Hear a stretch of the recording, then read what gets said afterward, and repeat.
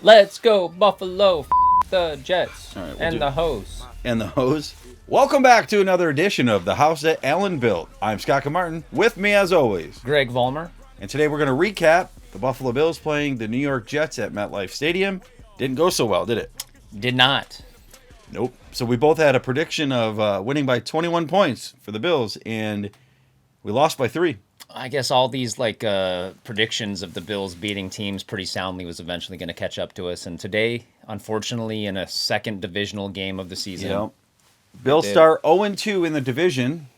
They are 6-2 overall. So if there's a silver lining here, it's that they still are atop not only the AFC East but the AFC, still in first. This morning I sent out a Snapchat. I very rarely use Snapchat, but I sent one out to my fantasy football group. A dick pic? And I said it's a bad day to be a beer, a folding table, and the Jets. And it's a good thing I didn't buy you a table today, huh? Unfortunately, it was only a bad day to be just a beer and a folding table, really. I think Josh Allen needs to shave his porn stash. Yeah, he could, make another Gillette razor commercial and shave the stash and shake off that tennis elbow and sling 170 yards. Yeah. Speaking of that, he did sling 69.3 yards on the final play for the Bills. 69.3. Nice. That is the furthest ball.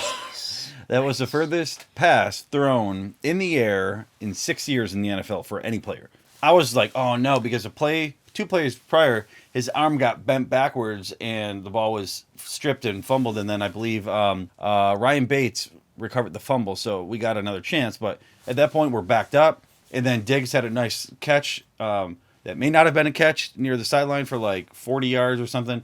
We were high-fiving, getting all excited, like we're going to be in field goal range. And then it didn't happen. And shout out to Christina, one of our Bills Mafia friends that we met at the Cheerful. She called it after it happened about the whole bomb at the end to Davis. And she was complaining about how it should have been pass interference, and I agreed with her. It definitely could have been called. It just depends on the crew. It depends on the situation. It was bang, bang, but when they slowed it down, Gardner didn't turn his head. That is the biggest boom, thing. Boom, he didn't turn his head. After watching football for the last 25 years, 26 years, I've always been told that the biggest indicator of getting a defensive pass interference is not turning your head as a defender towards the ball. And the whole time he was looking right at Davis going like this. If you run into him and you're not looking, you'll get called for it. But if you turn around and you're playing the ball and hit he them, didn't turn that's around, different. period. No, but he had his hands on him, which is, I guess, apparently subjective. Yeah, I mean, and in that situation, they're gonna let him play because it's the last play of the game potentially for the Bills to try to. And guess who it keep was the drive over? alive. And Sauce Gardner. Sauce Gardner, and you know what? He had a good game. Kudos to Gardner for being humble and very, very successful so far in his young career, showing why he should have been picked in the first round. If not, he could have been picked number 1, and it would be justified. Sure, he was 5 or 6, and you've got Jermaine Johnson who did well, Quinnen Williams who did well. Zach Wilson actually had a good game. He was efficient. The thing is, he went 4 games in a row where he didn't turn the ball over.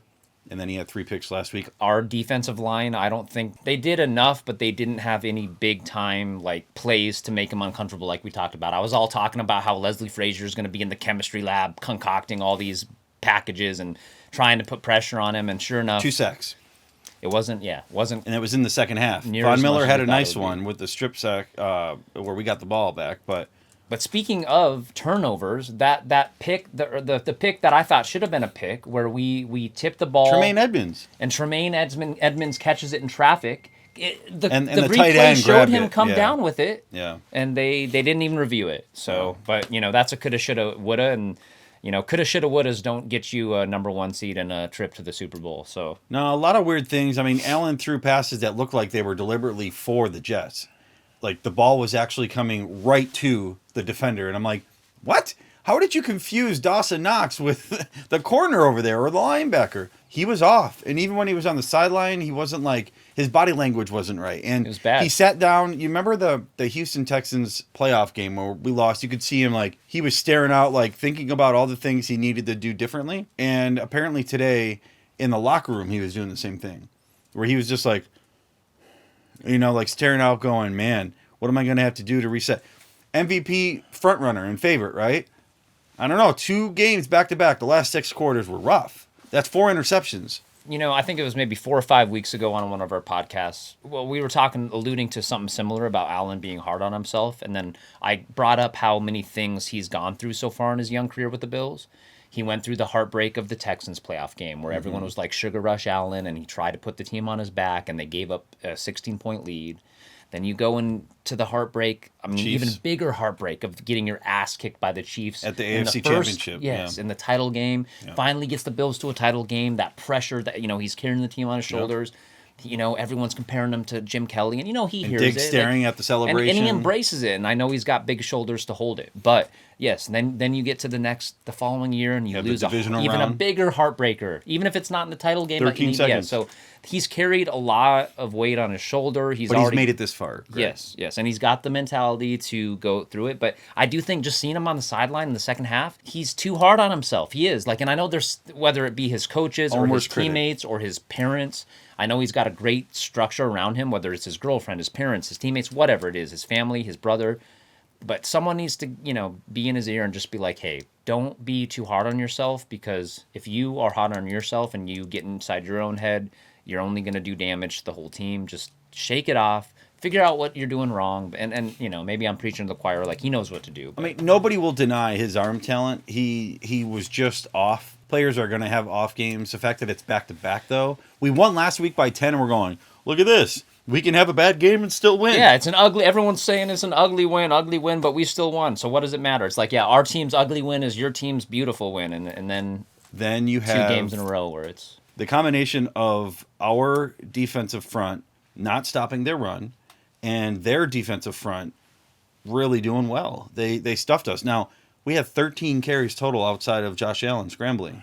That's not going to do it. Yeah. That's not going to do it. Singletary had some good chunk plays, and then they brought in James Cook, who also did well, both receiving and running, and we didn't go back to it. So Dorsey, first-year offensive coordinator, needs to figure out what he wants to do, because right now, apparently, they're not doing enough. They do need more balance. Once Hines basically acclimates into the game plan, that'll be really nice, because he had 1 target, no carries, no yards. Did good with the minimal opportunities for punt returning. Sure, yes, he did. He had a couple had of those. one really good return that week. Yeah, we didn't let us, get pinned too far back. And I have to check myself again. A few weeks back, I mentioned how there was way too much being overblown about our run game or our lack thereof, and this was before the trade deadline, but people were complaining about Allen getting too many rushes and Singletary not getting enough. And now I do have to check myself on that one and eat my words, because now yes, I am concerned. This was the type of game where I feel like we gave up on the run too soon, and like you alluded to, I think Dorsey's got plenty to look at during the week, heading into the next week here. And we're playing the Vikings, and they are 7-1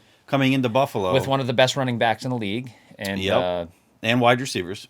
Yes, who we traded away. Basically, we gave them that pick. We got Diggs. It'll be good. I was thinking at the end of that game, Allen hurt his arm. He said there was some pain, that he'll get through it. That's him. That's the player. But the medical staff has to clear him still. He can say, oh, no, I'm fine. But if he's out there going, as he's throwing, they're going to have Case Keenum, a former Viking, starting. Yeah, let's not even talk there yet. So Keenum would be throwing to Diggs against their former team. Speaking of that, look, no discredit to the Jets fans and that team. They earned every bit of that win. They outplayed us. They outcoached us. Their quarterback played better than our quarterback for most of the game. Yeah. But with that said, we were still without Trey White, who hopefully we get back next week. Hopefully, please get him back to against a Bills home crowd. Maybe that'll be his official unveiling. I think because of the turf there, you saw how bad it was. There were people sliding around. The kicker on the kickoff squibbed it by accident, and it went 20 yards. We started at the 45. First play, it's 42 yards to Diggs. I'm going, damn, we're already going to score. And then Allen throws it to the Jets. If we get any luck on our side going forward here, hopefully next time we play the Jets, and I believe it's December when we host them in Buffalo, we're going to have Trey White, Poyer. We're going to have Milano, we're going to have Poyer. Hopefully everyone else. I mean, speaking of injuries, it just seems like I think I mentioned this last week. We know Hyde's every out. week we take 1 step forward, 2 steps back. I feel like for the last 2 months, the storyline of this team, other than them being a contender and a leader in the AFC, has been taking 1 step forward, 2 step backs for injuries. Yeah. And this and again, today we went 2 steps back. Remember what I said last week or this week before the podcast? I said it's not an injury bug. We're getting hit with an injury termite. Well, so we know that Poyer was out. We know Hyde's already out. We know that Milano, I think Milano was at like 75% and probably could have played because I saw him doing warm-ups. They've got the male reporter on the sideline talking like, oh, everything, Milano isn't playing today. As he's out there like catching passes and like warming up, I'm going, he looks pretty good. They want to play it safe, and I know they're playing the long game by doing that, just like with White. At 6-2, let's say we're 7-1. Is that worth it if we lose them before the playoffs? No. So if we can get Rousseau back, who also got banged up, and Dane Jackson got banged up but came back into the game. They had injuries as well. The Jets had some injuries, so that's not really an excuse. What it comes down to is if Allen plays poorly, we need the defense to do their job. The Jets, or they held them to 20 points, which means the Bills should have at least scored 20 points. They should have won that game. When Bass did you... missing a kick. True. So it would have been 20-20. You're right. But when would you have guessed this year they would have scored under 20? Not against the Jets, right? We did talk about how their defense was solid, and they are, but they had an off game. He can't have off games all the time. When would you have guessed that going into week 10, we would have the Bills, Jets, and Dolphins all at 6 wins? So the Bills are 6-2, Jets are 6-3, Dolphins are 6-3, Patriots are 5-4. It's the only division that has no losing record. And the bottlenecking is happening for the playoffs, so we got to watch our backs. And I think Allen needs to take a page from his own book, and I think we need to take a page from Allen's book of what he said last week after the win that was sloppy, where it's like, don't get too high, don't get too low. Yeah, it's never as bad, never as good. Well, this week, don't get too low as Bills fans. But I'm not as concerned with Allen making mistakes. I think that can be fixed. I know it can be fixed because we've seen what he can do, and he's still an MVP contender this year. And look, without him, we wouldn't be a contender for anything. I'm not concerned about him. I'm concerned about the injuries, though, because this isn't getting any better, and it's happening every week, and it has nothing to do with our training staff. Look, no, because they were praised. Training staff. Yeah. We just it's some of it comes down with luck. Luck of the draw. I don't think it's a matter of players not doing their part when they're away from the field or like doing rehab or training or stretching or all that. No. I just think it's bad luck. It's just bad situations, and but that's concerning to me. I know Allen's going to figure it out. The offense is going to figure it out. Our defensive injuries right now concern me more than anything. But the defense still held the Jets to 20. Our offense doesn't have a consistent run game. We're relying on Diggs too much. Davis, when he's been getting 7 to 10 targets, is only catching 2 to 3 and dropping 2. I just feel like he hasn't been 100% catching the ball. He had that one standout game, but he had the game against the Chiefs. I know, but last week 7 targets, 2 catches. This week 2-3 catches. It's like every week we could use that Odell Beckham coming up. Yeah. We could use Hines coming into the package more. We could use more of James Cook. We know what Singletary is. He's good. He'll get you 4.5 yards. But then the next time he carries the ball, he gets -2 because there's a blow up on the front of the line or because he's not big. He can juke you, but he's not going to run through you. I don't care how strong you are at 5'8", 5'9".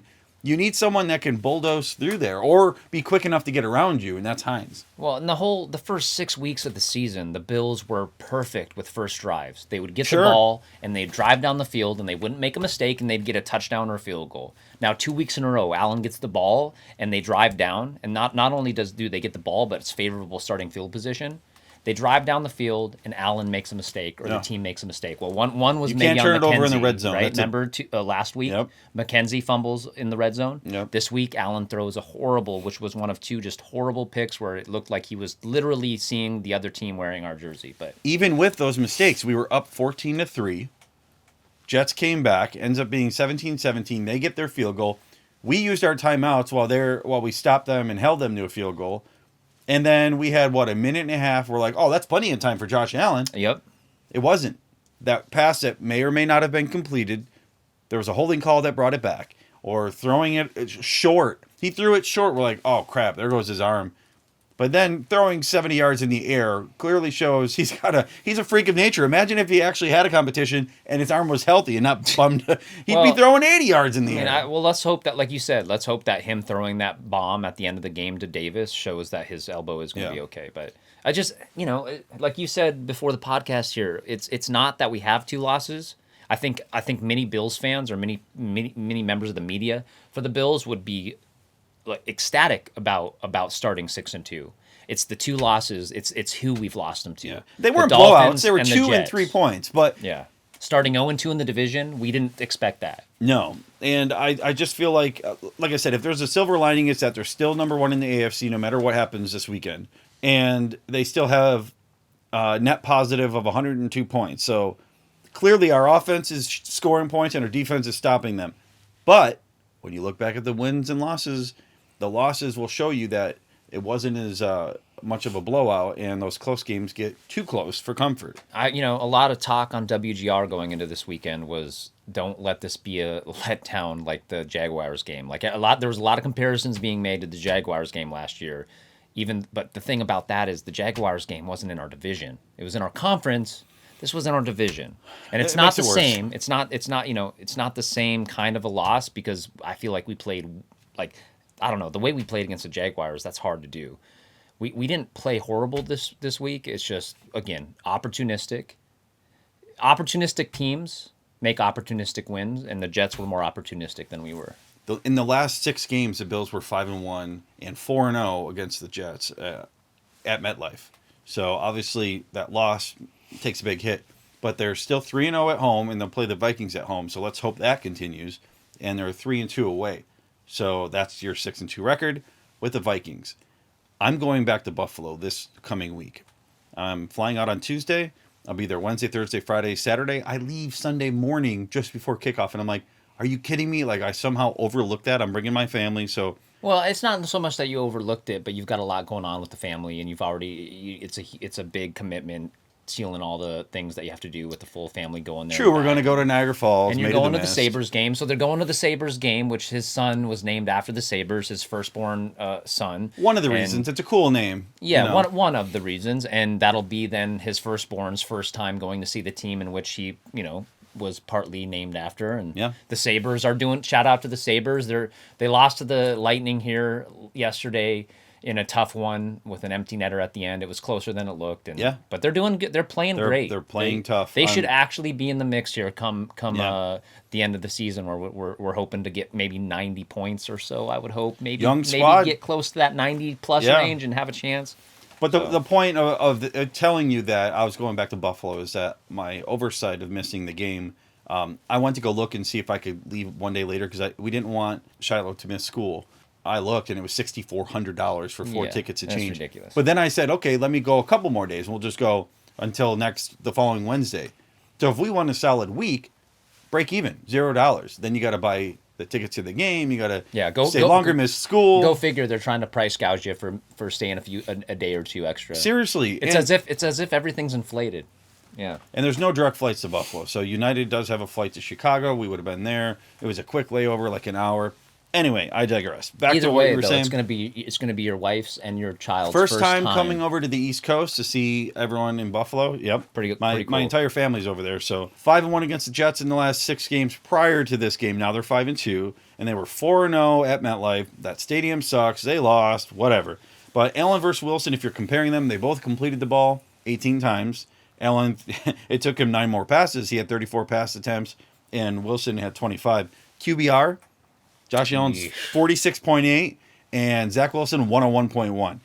Allen with 0 touchdowns thrown. First time all season that he hasn't thrown a touchdown in a game. I believe he set a franchise record last week where he's had at least 2 and he had no TDs. So not bad though. For no, as much as these last 2 games have been, I hope, an anomaly, and clearly, Allen, like more than anyone would want to have it be better. He still has 19 touchdowns and 8 interceptions. It took him that long to not have a touchdown pass. And Wilson rushed 5 times for 24 yards. Allen, this is where he thrived in the first half. 9 rushes, 86 yards, 2 touchdowns on the ground. Looked great. We had the momentum on our side, even with the turnovers. But in the second half, where we've been strong all year on defense, holding the other team to 3 to 7 points pretty much all season, we allowed more points this time than we have all year, and we haven't scored in the second half. Diggs didn't even have a catch in the second half. So that goes to show you, when Allen's off and they rely solely on Diggs, and we don't have Davis and McKenzie and those other guys stepping up. And our run game becomes non-existent outside of Allen making plays out of the pocket. And you mentioned before recording, where was Shakir? And I'm like, well, he's still young. Maybe he's got to adapt. And from the short amount of time we were listening to the radio after the game, the WGR post-game, it seems that callers calling in, the theme, it seems like it's going to be all week with people calling in, or, there seems to always be trends. They're already talking about Gabe Davis and the lack of Gabe Davis and where's Gabe Davis, and there's all these drops. I'm not concerned about that. Between Diggs and Davis, and maybe Davis is still trying to get right 100%. Allen can throw to anybody. Allen can make me look like a Beasley. We got Kumaro, we got Shakir, who I still think needs to be involved more, and he will get involved That's more. what we're missing is somebody like Beasley, third down. But that's conversion. Shakir.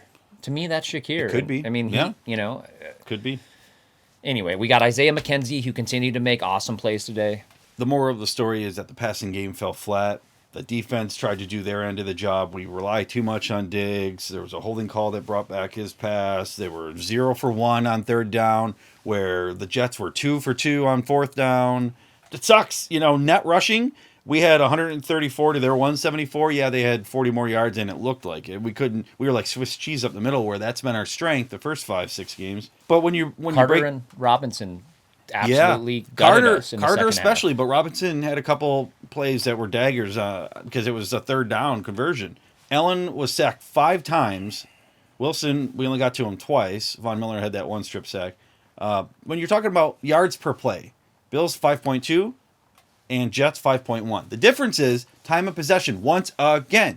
Because we score so quickly when we score, 27 to 33 minutes. Like, that's 6 minutes where you're not on the field, where your offense can't milk the clock and win at the end. Instead, the Jets were able to do it to us because they took the same thing that happened to us last week, but the Packers didn't have enough on the offense where they did. I thought that Garrett Wilson looked really good for them. I mean, they're young guys. Not only did they draft well, but they're using them where we draft well in the last 3, 4, 5 years, and they go slowly, where these guys stepped right in. Sauce Gardner steps right in as CB1. Wilson steps right in as wide receiver 1. Yeah.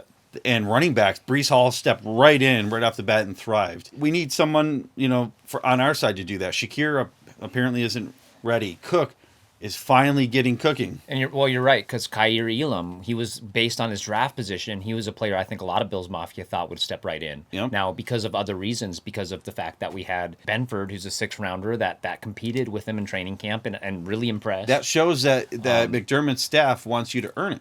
Yeah, where but with again, the Jets, slow, maybe they didn't have right? so much yeah, of choice. You're right, and there's, clearly the hype around Sauce was a lot bigger, and his talent, or maybe his ceiling, seemed to be a little bit higher. He played very well, Very well. Normally he stays on the left side and doesn't shadow, but I saw him on the right side today, so I think they switched it up and kind of confused our offense. You wanted to mention something about Josh Allen? Well, yeah, and Bills Mafia, look, don't listen to all the negativity this week, because there's going to be plenty of it. I can already hear. What's his name? Nick. I can already hear Nick Wright loves to be wrong, talking about how Allen tries to do too much. That dude's a troll. Blah, blah, blah. Look, Allen's going to be fine. It's our defense and our injuries that we need to get right. But Allen is going to be just fine. And look, at the end of the day, he could have easily won us this game. That throw to Davis at the end, it was almost a connection. And we would have been just jumping up and down, and it could have been a game winner, But Sure. Look, ultimately, we lost fair and square to the Jets. But Allen is going to be just fine, and let's not forget that in this game, he had his longest rushing touchdown of his career, which It was is like pretty 36, 38 yards, something like that. Yeah, it was 30-something yards. Yeah. And it was a beautiful run, and he did a little head fake to get a few extra, to get around to the sideline, and he got in there at the end, and we'll be okay. And Allen needs to just relax. He's going to be just fine. The part that worries me, though, is that the Jets only blitzed twice. They were only rushing 4, and I was watching our offensive line get pushed to where Allen had to squeeze up and then sneak around in order to convert or get out of the pocket. You mentioned it last episode that Allen was going to be on the run, and he sure as hell was. So we need to shore some things up with that. Edmonds, he had a couple really nice tackles, but we're still missing tackles. A lot of people want to throw him under the bus, but he had an interception that should have counted as an interception. Yep. The defense Most overall, definitely. like I said, I don't have a lot to say about them. DeMar Hamlin is a dog. He stepped up and had a great game. Awesome. Jaquan Johnson is a special teamer for a reason. He's depth. But for being Get caught put in up. a tough situation, not expecting us to lose not only Micah Hyde, but now Poyer for the second game or third game this season. Second game that he's been out. At least. Yeah, well, So- that's the second time we've had a game without both of our Both starting. of them, you know. Yeah. And so anyways, they've been put in a tough situation. So I think overall, for the positions that these young guns have been put in, or at least not even young guns, all of them, but newcomers to being starters, they've done respectable. The offense needs to tweak some things, I think, and we got to, lest we forget that Ken Dorsey is a rookie offensive coordinator this year. Yeah, no, I think for that sure. gets kind of slipped on the rug. As long as he figures this out by the time we get to the playoffs, I don't care if we go 15-2. If we lose in the first round or lose at all in the playoffs, we need to get the play calling right. We need to get our injuries worked out and become healthy. I'm glad to have Trey White back, but it's like whack-a-mole. You get someone back, you lose two more. I mean, like I said, taking two steps forward and taking one step forward, two steps back. That's what it was today, 'cause we lost. And if you think fans are frustrated, imagine how frustrating it is inside the locker room. And they need to get healthy. And I don't care how many games we lose, as long as we win the division first and foremost, and try to get the number one seed. Because if we don't get the number one seed, well, first of all, if we don't win the division, we can't get the one seed. If we can't get the one seed, well, we're going to be doing the same thing we've done these last 2 years. And Well, it starts with winning the division. I mean, if you have the best record in the conference, but you can't beat teams in your division, you're in trouble. Yep. And like I said, they all have a winning record. we're in a no-2 hole, but we can get out of it. There's but 4 more it's- games against the division. We got to figure it out. We haven't played the Patriots yet. Yeah. We have to Yeah. play the Jets again, and we have to play Miami again. How much are you going to hear on ESPN or the talking media heads this week about how we're 0-2 in the division? And I mean, Look, gonna, if they were- it'll be a talking point. I'm just saying. Sure. I can already tell. Sure. We need home field advantage. That's what screwed us over last year. We need health. We need coaching to step it up as well. I feel like there were some decisions that weren't the same as usual. Just last week, we were talking about how the Bills coaching staff was so good at adjustments and second half adjustments, and you look at this second half against the Jets, and we clearly got outcoached. Robert Saleh could be coach of the year. Between Brian Daboll and Robert Saleh, you've got the two New York, New Jersey teams doing very well. The Jets their over-under was 5.5 wins for the year, and they have 6 wins before the bye. Their Twitter account made sure that no one forgot They about it. trolled us. So the Bills had the rendering of their new stadium. I had no idea. If you look really closely, the Bills were 24-3 over the Jets. They fixed the score and made it 20-17 Jets. So For as much love as our good media game, team gets, good game. got to give kudos to the Jets social media team because that was a gem. It was beautiful. But I mean, Brian Daboll has a team winning that shouldn't be, and Salah's ahead with his guys and what everyone else thought. So, coach of the year, maybe. Salah said we're too young to flinch, so they're just going to keep playing. Everyone in the Jets locker room said we all thought we were going to win. Well, You look at Josh Allen's body language on the sideline. Yes, he beats himself up, but it didn't look like, hey, that's my guy. Dawkins afterwards said, you know what, I've got his back no matter what happens because he tries. He loves football. We all love him. We're gonna keep this going. We'll correct it. it's easy to say that everyone bought in and believed they were going to win when you do win. That's like saying that everyone on the Bills didn't want to win today. It's not true. Like both sides Of course they wanted to wanna win. win. Yeah, so it's easy to say it when you're on the winning side. We but see them twice a year. That's why division rivals exist. You know each other's tendencies. Even if you're a young coach coming in, they had a game plan that worked. Correct me if I'm wrong, but I think we play the Dolphins, Patriots, and the Jets in December at home. Yeah. So let's hope that revenge is best served on a cold dish in Orchard Park, New York. We started 4 of the first 6 games away. So we'll finish 4 of the last 6 games, I believe, at home. So, we still, I can't wait for Thanksgiving. We play the Lions, and we we should win that one. But one game at a time here. Yeah, hey, congrats to the Jets fans. You're going to finally have some new media content and some new GIFs and memes where you're not all looking so sad like we used to do. You're going to have some new refreshing, happy memes and GIFs from this game. So Yeah. enjoy it. We'll see you next time in Buffalo. But it's ultimately we didn't earn it today, and we gotta own up to that. our predictions, we did not give near as much respect to the Jets as we should have. You said 34-13, and I said 37-16. Yeah. And it was not a 21-point win. It was a 3-point loss. Nobody scored And over I told 20. you, right? And I this isn't me just saying it after the fact. I truly did have a bad feeling about my prediction I made after we made it. And after Sure, we because you filmed. started to see how well their I started defense was to playing. think more about it, and I'm like, well, we didn't give them enough credit, and division games can always be hard to predict. Yeah. Because you're playing against a rival, and That's why I'm not going to see lose him sleep, twice a you week. know? You see him twice a year. You Yeah. have a cold beer. So that's all we have to say about the Bills. As far as the rest of the games, we just watched Geno Smith lead the Seattle Seahawks to another win. Unbelievable. Pete Carroll might be Coach of the Year. I'm telling you, Geno man. Smith is Comeback Player of the Year. I mean, he's been in the league, 9 years, and he looks good. Dude, Pete Carroll is just sitting in his living room on his lazy boy at night, smoking a stogie. And then you've got Russell Just Wilson. laughing about the Russell Wilson situation. Let's ride. And just being like, yeah, we're 6-3. He's blowing heart rings out, just, and then an arrow going right through the heart of Broncos fans. And it's not that Kyler and Arizona looked bad. They actually had a decent game. It was a 3-point game or 4-point game for most of the game. And can we talk real quick about the rookie running backs this year? Kenneth Walker running like an absolute, like he's like Marshawn Lynch, the second coming. Damian Pierce running like someone his girl and owes him money. Breece Hall before his injury, God bless him. Talk about an awesome class. You've got the Bucks running back. Was it Rashad White? Rashad White. He hasn't been as Isaiah Spiller hasn't impressive. Isaiah Spiller. Rashad White's had his moments, but he just hasn't had a chance yet with Leonard Fournette. Zamir White for the Raiders was supposed to take Josh Jacobs' job. Yeah, that just shows you that maybe they're not first rounders, but second, third, fourth round, even later rounds, you can find a gem. And these guys are doing exactly what they were supposed to do. And for fantasy purposes, youth movement might be the way to go with running backs because of how even physical wide the receivers, position is. And if they can remain healthy and not feel entitled like Elijah Moore. Would you say the wide receiver, though, is more difficult to plug and play than running back, or would it be vice versa? For fantasy purposes, what do you think would be more of less of a learning curve? Just come in and go. I think it's a lot harder in the NFL to run routes and know the defense where you're going to go, because sometimes they give you an option to cut in, go out. It's chemistry with the quarterback, whereas the other ones run the ball.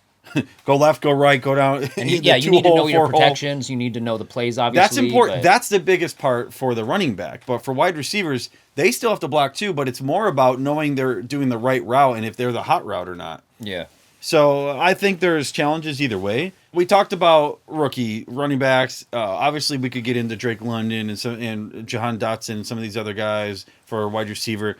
But I want to get into a quick recap of the other games. The Jags beat the Raiders. Raiders lost again, so they're like 2-6 or something like that. Yeesh. Vikings beat the Commanders, but barely by 3, so they'll be 7-1 coming into Buffalo. The Patriots beat the Colts 26-3. Reich is probably getting fired before the end of the year. The Lions beat the Packers, which means the Packers have now lost 5 in a row. They started 3-1. They're now 3-6. Aaron Rodgers can smoke a doobie and read a book and do some, some namaste. But at the end of the day, I don't think there's going to be a whole lot of RDLAX going on in Green Bay. How about Joe Mixon scoring 5 touchdowns? Jeez. The Bengals won 42-21 over the Panthers. The Dolphins beat the Bears, but only by 3. The fact that Chicago is finally using Justin Fields. They used him correctly. He had 178 yards rushing. Fantasy alert. Holy cow. And I drafted him and dropped him because he was my backup quarterback behind Herbert.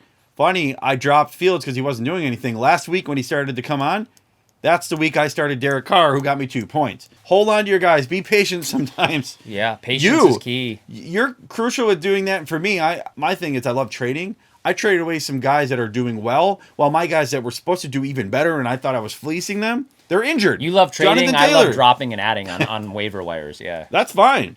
But the Chargers beat the Falcons 20-17 hardly. The Eagles beat the Texans 29-17. So the Eagles are 8-0. For a while there, the Texans looked like they could pull a monumental Damian upset. Pierce. For a while, and then they collapsed. But yeah, first half they were great. Man, they had it pretty even, and then the second half you could see. I was on upset alert there in that first half. I know. I even made a little bit of a bet on the Texans, so I was like extra happy. And then, of course, I lost. So, you cursed them. Don't bet on the NFL, man. It's just rough. I'm not superstitious. Stuff. I'm just a little stitious. Just a little stitious. Yep. Do you have any fantasy talk? You want to recap anything from last week? I I mean, obviously Fields went off, Mixon went off. Yeah, those guys, yeah. but as far as who you I didn't recommended- do any suggestions this week, so I don't really. I'm not doing a when I was right, where I was right, and where I was wrong.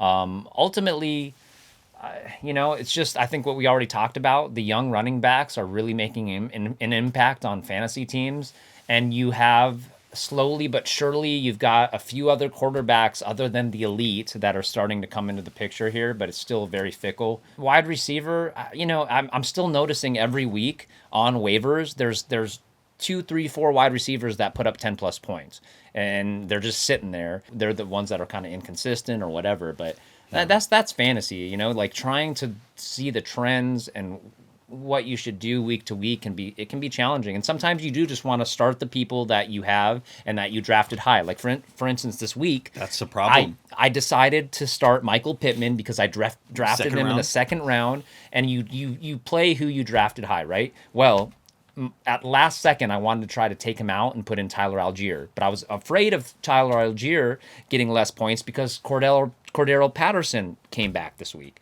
Sure enough, Algier puts up more than 10 points, and I should have started him over Pittman, but that's fantasy. So that's it. That's all I got to say about fantasy. Trust your gut. Do your research. Don't be afraid to make a bold move if you're 3-4 games back from first, or you're trying to make that playoff push with 6-7 weeks to go in the season. And if you're going to do a trade, the deadline's coming up. So yeah, usually depending on your league, it's usually around Thanksgiving. A little sooner. I think it's like second week of November. But you can push it to the third week or whatever your commissioner decides. Yeah. All right, let's look at some cards here. I have Josh Allen, Radioactive Rookie. This one is numbered, and it is 15 of 99 radon. I love it. I mean, it is a rookie card. So this one here, it's an enclosed worn material that's guaranteed by Panini. And I love it. Cool. It's metal. It's actually heavy. So it's a heavy-duty metal. Super cool. And that's it. You hope that he goes radioactive come playoff time again.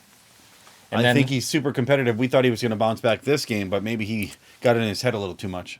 On this side, I got the 2021 Panini Origins Football, Josh Allen, Fireball, California. You got the Origins with the 4-color patch. Yep, 4-color patch. Beautiful card. I love that color. The background and everything, that like teal, aqua blue. Growing up on a farm in Fireball, California, Allen earned more attention for his work with the future farmers of America than he did on the gridiron. Little did anyone know that would eventually change, huh? Yeah. So. Yeah. Well, the Bills had a rough week. For us fans, we just need to relax and not overreact like we tend to do. You can call in and show up in the Bulldog. Eventually, maybe we'll have a hotline you can call, and maybe we'll do these take some live. pressure off of old Show Up in the Bulldog, man. Don't you? They deal with a lot between them and Capaccio, Sal Capaccio. Sal Capaccio. Sal Capaccio. Sal Capaccio. Give them a break. Don't go too hard on them this week. The sky is not falling, Bills Mafia. Remember, still pound some Labatt's, break some tables responsibly, and take a few hydration breaks. That's right. So we'll see you next episode where the Bills are going to take on the Vikings, and we're going to preview that. I'm Scott Kinmartin. With me, as always, Greg Vollmer. You've been watching The House That Allen Built. See you next time. And as always, let's go Buffalo! All right. Good one. That was a good one. Boom. And Dane Jackson got banged up but came back into the game. And Dane Jackson, Elam rolled his ankle. Yeah, Dane Jackson. I said it already. Okay, I'm sorry. I started with sorry that. about that. It's okay. And just last week we were talking. Spit on me. Spit on you. I'm sorry. Oh, the puffy cat. Oh, the Bills had a rough week, but Nope. Give me. Oh, son, help me, son. What is this? Is this a speeding ticket, son? Where you going in such a hurry, son? do you have to have a quote in every? Here we go. All right. Every video. All right. Okay. All right. Here we go. Hitting, baby. One more time. Alan needs to do a Gillette razor commercial now, shaving his stash out. You should say that. It's not a bad stash. I mean, for what it's worth, it's the only thing you really probably can grow right now. Hopefully, we'll have a healthy Poyer when we see him next, and hopefully, we'll have a healthy. Is it going to be one of those and days? hopefully, we'll have a healthy Matt Milano when we see him next. You add in injuries, and then you add in Josh Allen throwing 2 boneheaded interceptions. It's tough to win like that. Oh wait, am I recording already? Yeah, I believe so. I am. Yeah.